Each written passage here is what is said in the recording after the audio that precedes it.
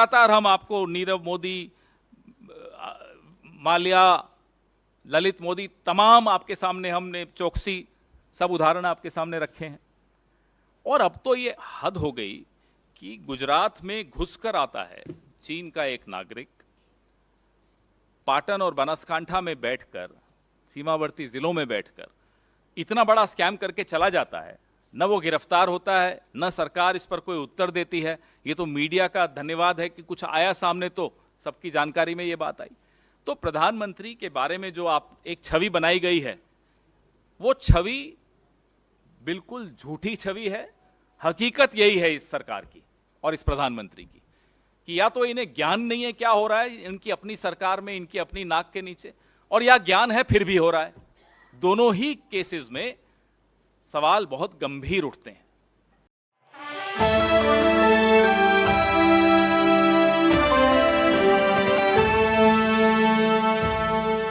Reports हैं, कुछ जगह 2300 करोड़, कुछ जगह 4600 करोड़। तो मुझे लगता है एक श्वेत पत्र जब आएगा तो ये तमाम जानकारियां सबके सामने आएंगी, जिसमें गुजरात भी हो, उत्तर प्रदेश की पुलिस भी हो, सब जगह से इन्वेस्टिगेशन करके उसके बाद इन सवालों का उत्तर, इन सवालों का जवाब देश को मिलना चाहिए। पहले इस पे Are you saying that the Prime Minister was directly involved in this? So I am just asking, how come a Prime Minister who spread a rumor about himself that he's in total control of whatever happens in this country, inside and on the borders, how is it possible that within his state where he comes from, a scam of this nature took place and the man has not been apprehended, he's vanished? How is it possible? Either the Prime Minister's, the perception about the Prime Minister is wrong, or something is missing somewhere. We don't know.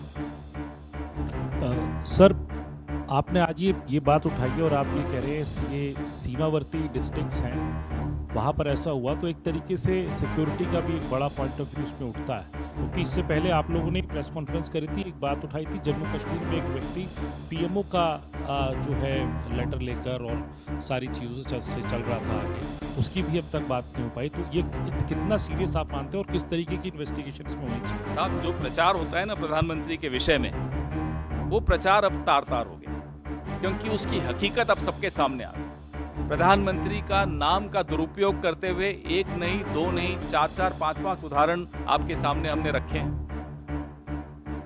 प्रधानमंत्री जहां से आते हैं उस इलाके से, वारनगर से, एक क्रिकेट का एक स्कैम मैंने खुद प्रेस वार्ता की, जहां एक 400 करोड़ रुपए का स्कैम हो गया। और लगातार हम आपको नीरव मोदी,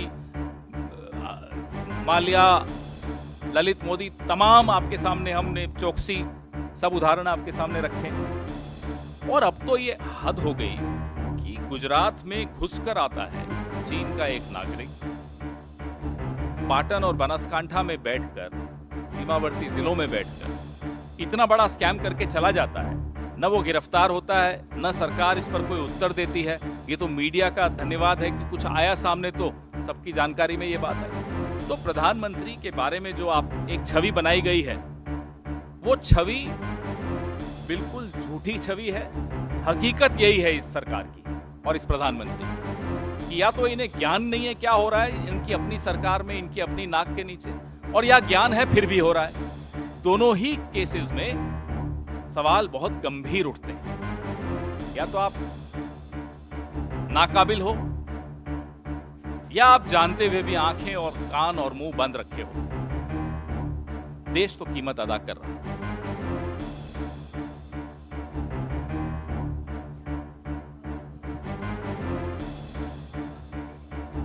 आपके पार्टी के लीडर संदीप दीक्षित का भी एक बयान आया है, जहां उन्होंने ये कहा है कि हमें बार-बार आम आदमी पार्टी को कोई क्लैरिफिकेशन देने की जरूरत नहीं है। जिस तरीके से 2 दिन पहले उन्होंने बोला कि हम मीटिंग जो होने वाली है मुंबई, उसमें हम पार्ट नहीं लेंगे, तो we should not give every time clarification to Aam Aadmi party. वो तो 2 दिन पुरानी बात हो गई, वो तो बात भी खत्म हो गई। अब इस पे संदीप दीक्षित जी ने आज बोला, उन्होंने आज कहा होगा, लेकिन ये बात तो 2 दिन पुरानी, वहीं वो चैप्टर वहीं क्लोज हो गया था। तो अब उस चैप्टर को मैं नहीं समझता कि रीओपन करने की कोई आवश्यकता है किसी को। सर कांग्रेस रिपीटेडली चाइना का मुद्दा उठा रही है, राहुल गांधी भी उठाते हैं, अभी लेह लद्दाख के टूर पे भी है। क्या राहुल गांधी उन एरियाज को विजिट करेंगे या उनके आसपास के एरियाज को विजिट करेंगे जहाँ पर आप लोग बोल रहे हैं कि चाइना जो है वो इंट्रूड कर रहा है हमारी टेरिटरी में? क्या उस एरिया में भी जाने का कोई प्लान है? जहाँ जहाँ राहुल जी या किसी को भी जाने की अनुमति है वहाँ तो जाया ही जाता है। उनका क्या कार्यक्रम है, किससे मिलेंगे, उन सब के बारे में विस्तृत जानकारी जब आपको देनी होगी जरूर देंगे हम लोग। लेकिन चीन एक गंभीर विषय है। चीन की जो बुरी नजर है हमारी सीमाओं पर, उसका उत्तर हम देने में नाकामयाब रहे हैं as a country, as a government. इसमें किसी को कोई संशय नहीं है। बात की थी आपने लाल आंख दिखाने की, आपके अपने राज्य में घुसकर वो 1400 करोड़ का स्कैम करके निकल गए और आपको कुछ जानकारी नहीं थी, ये कैसे मान लें? तो सवाल बहुत गंभीर है चीन पर। और चीन से प्रधानमंत्री के जो रिश्ते हैं, वो रिश्ते भी बहुत बड़ा प्रश्न चिन्ह खड़ा करते हैं। सर, इंडिया जो अलायंस हुआ है ये लोकसभा चुनाव 2024 के लिए हुआ है या फिर अपकमिंग जो 5 राज्यों में विधानसभा है उनके लिए भी है?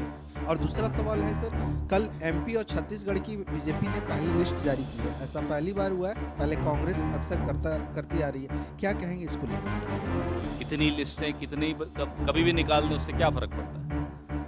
हारने का तो दिन एक ही है ना, फिक्स्ड। रिजल्ट तो ऐसा नहीं ना कि पहले आ जाएगा उनके लिए। उनकी हार तो उसी दिन होगी जिस दिन हमारी जीत होगी। वो तारीख नहीं बदली जा सकती। पहला सवाल आपका बड़ा रोचक है।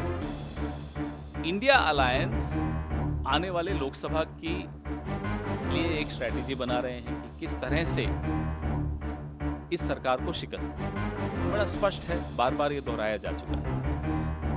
पवन जी, एक सवाल ये है कि जो 2-3 चीज़ें आ रही हैं, एक तो अन अकेडमी वाला एक मसला आया है, एक अशोका यूनिवर्सिटी को लेकर के भी आया, वहाँ के कुछ प्रोफेसर्स ने एक स्टेटमेंट जारी किया। लेकिन कुछ शिक्षा जगत से जुड़ी हुई जो चीज़ें चल रही हैं, कुछ स्टेटमेंट्स को लेकर के, उसको आपकी पार्टी का क्या उस पर रुख है, किस तरीके से? जहाँ तक मैंने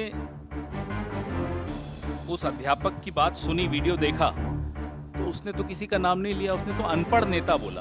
अब कोई पर्सनली ले लेता है तो उसमें तो कोई क्या कर सकता है? उनको क्यों लगा उन्हीं के बारे में बात हो रही है? इन्हें तो नहीं लगा, हमें तो नहीं लगा, कांग्रेस में से तो किसी को नहीं लगा। भाजपा को क्यों लगा कि उन्हीं के नेता की बात हो रही है? और शिक्षा से, शिक्षण जगत से ऐसा क्या दुश्मनी है इनकी कि जब से सरकार में आए हैं साहेब, यूनिवर्सिटीज के पीछे पड़े हुए।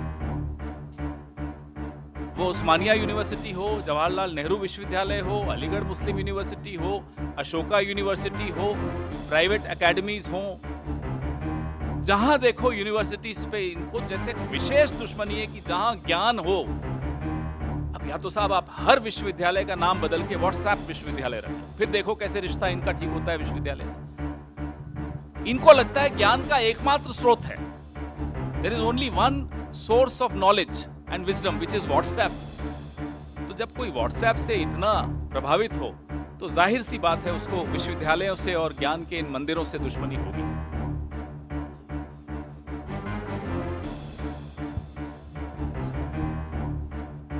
चर्चा भी है कि उनको कन्वेनर बनाया जा सकता है, लेकिन नीतीश कुमार दिल्ली आते हैं, अटल जी की समाधि पर जाते हैं, ना आपसे मिलते हैं ना केजरीवाल से मिलते हैं। सब ठीक ठाक है गठबंधन में? आप क्यों चाहते हैं कि हम भी अपनी राजनीति उतनी ही संकुचित कर दें, अपनी मानसिकता उतनी ही छोटी कर दें जो हमारे विरोधियों की है?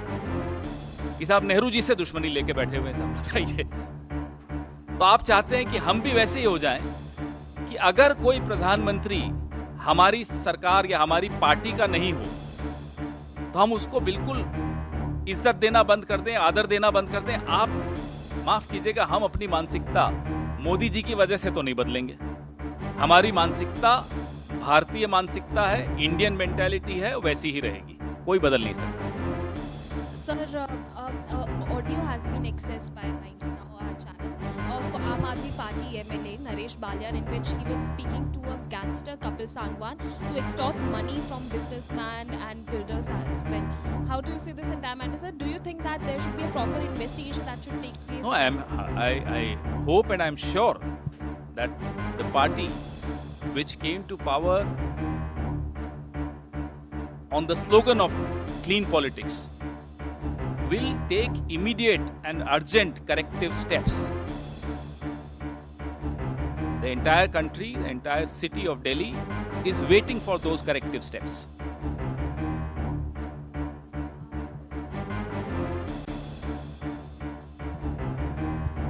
सर, बिहार के अररिया में एक पत्रकार की गोली मारकर हत्या कर दी और कल ही मुख्यमंत्री नीतीश कुमार का एक बयान आया था जिसमें उन्होंने कहा था कि अपराध कम हो रहा है। अब बीजेपी इस पर ये कह रही है कि जंगल राज को जनता राज बताया जा रहा है बिहार में, और लगातार इससे कुछ दिन पहले एक पुलिसकर्मी की भी हत्या की गई थी। लगातार जो बढ़ते हुए अपराध है, इस पर क्या कहना है? कांग्रेस पार्टी की तरफ से श्रद्धांजलि दैनिक जागरण के उस पत्रकार को जिसकी आज हत्या हुई अररिया में। सरकार सजग है, इसमें कोई शक की बात नहीं है। अपराधियों की गिरफ्तारी तुरंत होगी, हमें पूरी उम्मीद है, और इस तरह के अपराधों पर लगाम करने की जो प्रयास है सरकार के, वो कामयाब होंगे, इसकी भी हमें पूरी उम्मीद है।